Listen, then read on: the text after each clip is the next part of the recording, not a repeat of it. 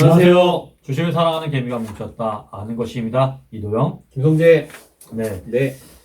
저희가 아침마다 네. 이제 여러분의 회원님들이 네. 경제 기사 같은 걸 올려주시잖아요. 오늘 저희 단톡방에서. 네. 근데 저희 단톡방에는 계좌가 없으신 분부터 그쵸. 그 다음에 주식을 20년, 30년 하신 분, 네. 뭐 증권사 다니시는 분까지 네. 이렇게 골고루 있다 보니까 네. 갭 차이가 크잖아요. 네. 근데 지금 뭐 경제 기사 같은 거 보면은 돈을 푼다 뭐 이런 얘기가 계속 나오는데 그게 왜 푸는지도 잘 모르시는 분들도 좀 계시고 그래서 네. 좀 그런 거에 대해서 좀 쉽게 설명을 좀 해드리는 시간을 가지면 어떨까? 네. 그런- 좋겠네요. 네네네. 요즘에 얘기 나오는 게 뭐 계속 금리 인하다, 양적 완화다 뭐 이런 얘기도 나오고. 네네네. 가장 많이 보이는 기사가 이제 유럽, 미국 등에서 돈을 풀겠다. 네. 뭐 이런 얘기 나오고. 네. 그리고 이제 뭐 안정화 펀드를 조성하겠다. 네. 뭐 이렇게 음. 그런 기사들 많이 나와요. 근데 이제 돈을 어떻게든 많이 풀어서 잡으려는 것 같은데 저희가 네. 체감하는 것은 백신 나오기 전에는 정말 불안해 많이 하는 것 같아요. 네. 다들 불안해 하시는데 이런 뉴스를 보면은 산업들이 정말 언젠가 멈춰질 것 같은. 뭐 지금 그렇죠. 중국 체인이 좀 멈췄다 뭐 이런 기사도 네, 나오면서 맞아요. 뭐 공급하는 것이 좀 많이 없어지니까는 힘들지 않겠냐 뭐 이런 얘기 나오는데 오늘 이렇게 뭐 뉴스들 준비하신 게 있잖아요. 어떤 뉴스 뉴스들이 좀 뭐 있었나요? 제목만 좀 보면요. 네. 3월 22일 날 백악관 코로나19 부양책 2조 달러. 좀 전에 얘기하셨던 거. 네네네. 미국 GDP의 10%. 야, 클래스가 장난 아니죠. 네. 그리고 이제 뭐 5대 금융지주 해가지고 KB, 신한, 우리금융, 하나금융, NH에서 뭐 2조 원씩. 네네. 그래서 뭐 출자해서 채권 안정 펀드, 증시 채권 안정 펀드도 출자한다고 하고요. 그 다음에 27조 규모의 채권 주식 안정 대책 발표. 네, 그리고 오늘 아침에 또 미상원에서 경기 부양안 의사 일정 합의를 실패했대요. 그렇죠. 네, 예. 네, 아까 그래서 말씀드렸던 대기업을 거. 지원하냐 마냐 뭐 이러면서 네. 문제가 있었는데 좀 이럴 때만이라도 좀 정치인들이 좀 단합이 좀 잘 됐으면 좋았을 텐데 지금도 좀 힘겨루기를 하고 있고 그 뉴스로 인해서 선물시장 박살났고요.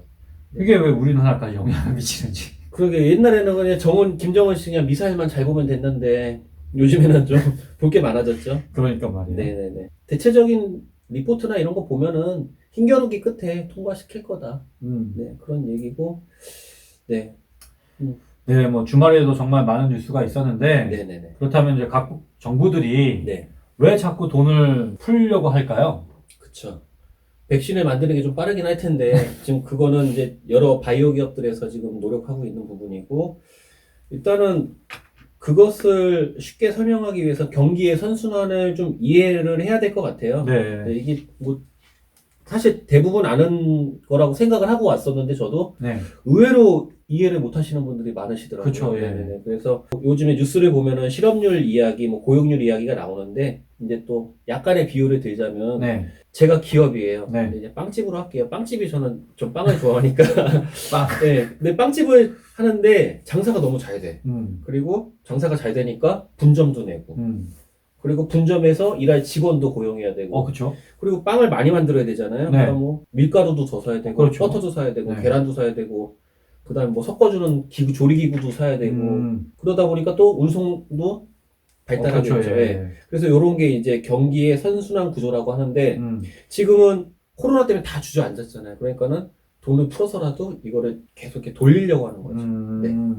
근데 지금은 좀 특수한 경우이긴 합니다. 그렇죠. 네, 네. 코로나19로 인해서 모든 사람들이 침체되니까 네. 소비가 잘 돌아가게 하기 위해서 돈도 급하게 풀고 또 금리도 좀 내려갔고 네. 사람들이 돈을 쓰게 만들겠다 뭐 이런 얘기잖아요. 네네. 근데 이제 트럼프 대통령이 맨날 금리 내려라 뭐 금리 네, 내려라 맞아요. 막 이렇게 노래를 불렀는데 네, 소원이 이루어졌죠. 좋은 건지 모르겠습니다. 맞아요. 아무튼 경기가 활성화되면은 뭐 네. 금리도 올리고 경기가 침체되면 또 금리를 내리고 내렸다 올렸다 하면서 이렇게 조절을 하는 거잖아요. 네, 그렇죠. 그리고 이제 내렸다가 다시 올리는 걸 정상화라고 그러고 그 경제 기사 같은 거 보면 정상화 됐다라는 얘기 자주 나오거든요. 네네. 네. 그러면 이제 돈을 푸는 방식도 있을 거 아니에요. 그렇죠. 이거 많이 들어보셨을 거예요. 양적 완화. 예, 양적 완화. 네. 그 다음에 또 두 번째로 이제 은행이 그 돈을 언제든지 이제 사람들이 인출해 갈 수 있도록 인출하는 돈을 이렇게 쥐고 있잖아요. 네네네. 이게 지급을 이제 지급 준비율이라고 하는데 그렇죠. 예. 네, 지급 준비율을 줄이는 방식도 있어요. 그러면 또 돈이 많이 풀리는 효과가 있겠죠. 아, 그러네요. 네네. 네. 그리고 기준금리 내리기가 있고, 네. 그리고 이제 제가 좀 전에 이제 양적 완화라는 얘기를 드렸는데, 네. 예를 들면 유럽 같은 데는 이런 데는 0% 금리잖아요. 그렇죠. 내릴 게 없죠. 네, 지금은 뭐 네. 전 세계적으로 0% 추세가 되니까. 네네. 이제 그럴 때 더 풀어야 되면은 돈을 푸는 거죠. 아. 그걸 양적 완화라고 하는데, 네. 이제 조금 뒤에서 다시 또 설명을 해드릴게요. 네, 알겠습니다. 그렇다면 이제 저금리면 네. 지금 돈을 풀고 금리를 내려가지고 조절을 한다고 했잖아요. 네네. 근데 저금리면 그럼 좋은 거냐? 근데 또 그것도 아니에요. 그 저금리가 되면은 성장도 낮고 경기가 활력이 없다는 뜻이에요. 그네. 근데 그 기운이 빠진 경제 상황을 금리를 더 낮춰가지고 어떻게든 돌리려고 하는 거죠. 그렇죠. 네네. 이게 약간의 인위적인 방법이 되겠네요. 그렇죠. 네네. 그럼 이번에 양적 완화 이야기를 해볼게요. 양적 완화를 녹색 창에 물어봤어요. 네. 형이 한번 읽어주세요. 여기 양적 완화 녹색 창에 있는 거. 금리 인하를 통한 네. 경기 부양 효과가 한계에 봉착했을 때 중앙은행이 국채 매입 등을 통해 유동성을 시중에 직접 공급함으로써 신용 경색을 해소하고 경기를 부양시키는 통화 정책을 네. 말한다. 그 녹색 창에 묘한 매력이 있어요. 네. 무슨 말인지 모르겠어. 그러니까 단순하게 말해서 네. 초저금리 시대에 내릴 금리가 없으니까 네. 경기 부양을 위해서 국채를 매입을 해서 시중에 통화량을 풀리는 정책이다. 그래서 2008년에 이제 리먼 브라더스 사태 때 네. 서브프라임 네. 그 아시죠? 대출로 집 연락이 사고 그렇죠. 대출금 못 갚고 터지고 네. 막. 네. 그때 양적 완화로 유명했죠. 그때 미국의 수많은 사람들 몰이나도 그렇지만 하우스 네. 투어 생겨갖고 네, 맞아요. 뭐 난민처럼 텐트 생활하고 하는 사람들 네. 뉴스에서 많이 봤죠. 맞아요. 그때 막 대출을 하도 많이 해줘서 막 강아지 이름으로 대출 받고 막 그런 것도 있었대. 정말로. 진짜? 예. 그러니까 은행에서 확인도 안 하고 그냥 돈 막 빌려준 거예요. 대출해줬더니 신용도 좀 보고 그러니까. 갚을 여력이 있는지 확인도 하고 그래야 그러니까 될까? 그 정도로 쉽게 많이 해줬다. 아, 예. 그렇다고 하더라고요. 그래서 아주 난리가 났었죠. 근데 그때는 제가 주식을 안 해서 네. 경험을 못 했는데, 지금 코로나 사태랑 제일 비교를 많이 하는 게 IMF하고 이제 2008년 금융위기를 제일 많이 비교하잖아요. 그렇죠. 네네. 그래서 아무튼간 이제 2008년 금융위기를 잡기 위해서 헬리콥터에서 막 돈을 뿌린다는 말을 하신 분이 계세요. 예, 들었어요. 네네.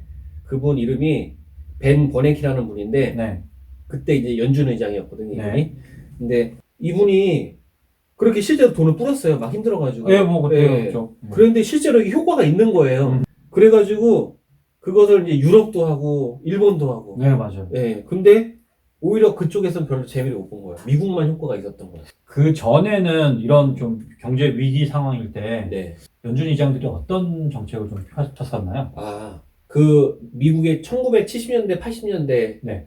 80년대라고 해야겠죠? 그때 이제 의장이셨던 분이 폴 볼커라는 분이 있는데, 네. 1979년부터 87년까지 의장을 했어요. 근데 꽤 오래 하셨네. 이때 미국의 경제의 제일 큰 문제는 살인적인 물가. 그래서 이거를 잡기 위해서 우리가 IMF 때 21%였잖아요. 근데 네. 이분이 국채 금리를 21%까지 올렸대요. 그래서 물가를 실제로 잡았고 네. 잡았긴 했지만 욕은 굉장히 많이 먹었던. 못한다고, 못 잡는다고 이거. 그러겠네. 예. 그리고 이게 힘들 때마다 이게 조금씩 야금야금 내려가지고 순환되게 해야 되는데 이분은 시끄러워 무조건 올린 거예요. 올렸던 분이고, 그 다음에 이분 다음에 유명했던 분이 앨런 그리스펀이라고 해가지고 이분은 경제 대통령이라고 불렸던 분이고 한 20년 해드셨어요. 20년이나? 네. 폴 볼커가 이렇게 올려놨잖아요. 금리를. 네. 그거를 경기가 힘들 때마다 야금야금 내리는 거예요. 진짜? 내리면서 좀 경색이 올 것 같아 좀 풀고 또 이렇게 가다가 경색이 올 것 같아요 또 풀고 이래가지고 금리를 계속 내리면서 네. 그래서 미국 경제를 그래도 좀 잘 돌아가게끔 하셨던 분이에요. 오. 그리고 나서 이제 헬리콥터 밴이 딱 왔는데 네. 내릴 게 없는 거예요. 터졌는데. 그러겠네. 예. 터졌는데 내릴 게 없어. 금리로 조정을 하려고 했는데 금리로는 더 이상 조정할 내릴 수가 게 없으니까. 예. 돈을 푼 거예요. 그래서 그래서 양적 완화 해가지고 난 헬리콥터에서 돈을 뿌리겠다. 뭐 이제 그런 말로 유명해지신 분이고, 그리고 지금은 이제 트럼프에게 갈굼을 당하는 제롬 파월. 네. 지금 뭐 상황이 시중에 돈은 정말 많이 풀릴 것 같고 네. 정책도 그러고 많이 풀려 있대요. 근데 이제 사람들이 그 코로나에 대한 공포가 또 워낙 크고 또 집에만 있다 보니까 그렇죠. 삼성에서 핸드폰 만들면 뭐예요? 사줄 사람이 없는데. 그래서 일단은 진짜 백신을 기다리면서 네. 그 이제 뭐 신문에 나왔던 요즘의 이야기들을 좀 이해하시기 편하게끔 약간의 설명을 곁들여서 오늘 방송을 준비해봤습니다. 아유, 너무 네. 감사합니다. 오늘의 이야기는 요즘 네. 코로나로 인해서 나오는 경제 뉴스를 잘 이해하지 못하겠다는 하신 분들을 위해서 금리라든지 양적 네. 완화에 대해서 얘기를 한번 맞아요. 나눴는데요. 개미의 마음은 개미가 더 잘 알 것 같아요. 맞아요. 네. 그래서 저희 아임다에서는 시청자 여러분들께 좀 더 도움이 될 만한 뉴스들을 또 경제 관련된 사항들을 네. 정확하게 좀 알려드리려고 노력하도록 하겠습니다. 네. 예, 지금 상황이 좀 어렵네요. 근데 또 그 어렵다던 IMF도 저희 국민들이 슬기롭게 금목이라도 해야 될까요? 헤쳐나가지 않았습니까? 네. 그런 저력이 있는 우리 국민이기 때문에 이 어려운 시기도 금방 또 헤쳐나갈 수 있을 거라고 믿습니다. 네. 예, 저희는 다음에 더 좋은 내용으로 찾아뵙도록 하겠고요.